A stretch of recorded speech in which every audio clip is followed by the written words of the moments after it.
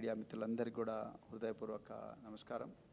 మీ అందరికీ కూడా ప్రొఫెసర్ జయశంకర్ గారి జన్మదిన శుభాకాంక్షలు. మిత్రులారా,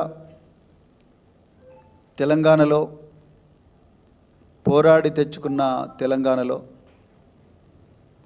నిరుద్యోగులకు ఎంతో లాభం జరుగుతుందనుకున్న ఈ తెలంగాణలో మరి ఈరోజు రేవంత్ రెడ్డి గారి పాలనలో వాళ్ళకి విపరీతమైన అన్యాయం జరుగుతున్నది. వాళ్ళ హక్కులు పూర్తిగా కాలరాయబడుతున్నాయి.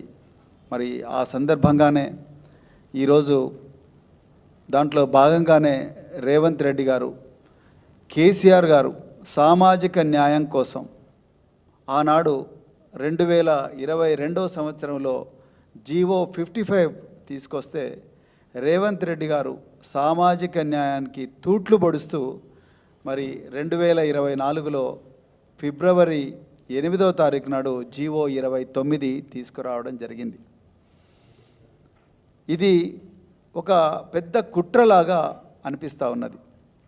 ఒకవైపు రాహుల్ గాంధీ గారేమో రాజ్యాంగం పట్టుకొని పార్లమెంటులో రాజ్యాంగ పుస్తకాన్ని చూపిస్తూ మేము సామాజిక న్యాయం కోసమే నిలబడుతున్నామని ఒకవైపు రాహుల్ గాంధీ గారు అంటున్నారు. మరోవైపు అదే కాంగ్రెస్ పార్టీకి చెందిన రేవంత్ రెడ్డి గారు సామాజిక న్యాయానికి పూర్తిగా తూట్లు పొడుస్తూ ఉన్నాడు. కేసీఆర్ గారు ఎంతో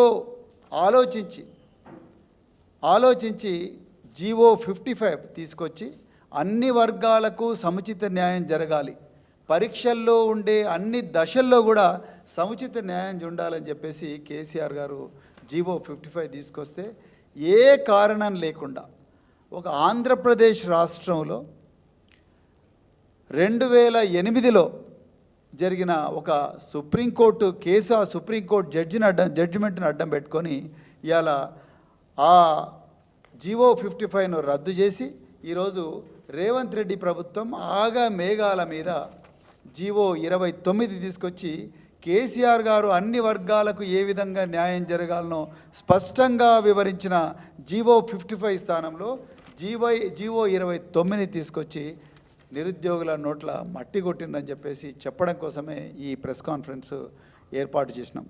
ఇక విషయానికి వస్తే మిత్రులారా,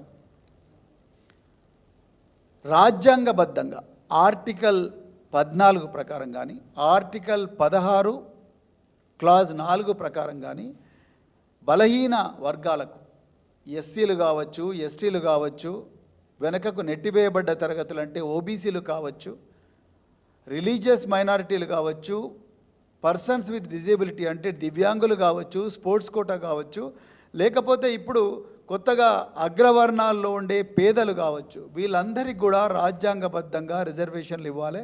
ఇవి ప్రతి దశలో కూడా రిజర్వేషన్లు అమలు చేయాలనేది రాజ్యాంగం చెప్తా ఉన్నది. చాలా పబ్లిక్ సర్వీస్ కమిషన్స్ కూడా ఇదే విషయం చెప్తున్నాయి. సుప్రీంకోర్టు ఎన్నో సందర్భాల్లో జడ్జిమెంట్లో కూడా చాలా స్పష్టంగా సామాజిక న్యాయం పాటించాలని చెప్పి సుప్రీంకోర్టు చెప్పింది. కానీ ఇవాళ తెలంగాణ ప్రభుత్వం, తెలంగాణ పబ్లిక్ సర్వీస్ కమిషన్ ఈ ప్రాథమిక సూత్రానికి, రాజ్యాంగబద్ధమైన సూత్రానికి తూట్లు పొడుస్తూ ఉన్నది. దానివల్ల చాలామంది నిరుద్యోగులకు అన్యాయం జరుగుతున్నది. ఇక గ్రూప్ 1 ఎగ్జామ్ విషయానికి వస్తే మీ అందరికీ కూడా తెలుసు, ఆనాడు కేసీఆర్ గారు గ్రూప్ 1 నోటిఫికేషన్ ఇవ్వడమే కాకుండా గ్రూప్ 1లో ప్రిలిమినరీలో ఏ విధంగా రిజర్వేషన్ పాటించాలి, మెయిన్లో ఏ విధంగా రిజర్వేషన్ పాటించాలనేది చాలా స్పష్టంగా ఒక జీవో నెంబర్ 55 ద్వారా స్కీమ్ ఆఫ్ ఎగ్జామినేషన్ కూడా ఇవ్వడం జరిగింది. కానీ ఈరోజు రేవంత్ రెడ్డి గారి ప్రభుత్వం నిరుద్యోగులను ఆదుకుంటామని చెప్పి, జాబ్ క్యాలెండర్ ఇస్తామని చెప్పి నిరుద్యోగులను మోసం చేస్తూ, నిరుద్యోగుల్లో సామాజిక న్యాయం కూడా పాటించకుండా, రాజ్యాంగం చెప్పిన ఇవి పాటించకుండా జీవో 29 తీసుకొచ్చి, దానికి ఉదాహరణకు మీకు గ్రూప్ 1లో 563 పోస్టులు ఆనాడు కేసీఆర్ గారు 503 పోస్టులకు ఇస్తే ఈ ప్రభుత్వం 60 పోస్టులు ఎక్స్ట్రాగా కలిపి 563 పోస్టులకు 21 జూన్ 2024లో మరి మళ్ళీ ఇచ్చి తర్వాత ఎగ్జాము జూన్ 9 నాడు కండక్ట్ చేసిండ్రు. రిజల్ట్స్ జూలై 28 నాడు రిజల్ట్స్ డిక్లేర్ చేసిండ్రు. టోటల్గా ఈ ఎగ్జామ్కు ఆ పరీక్ష రాసిన అభ్యర్థుల సంఖ్య 3,02,172 మంది.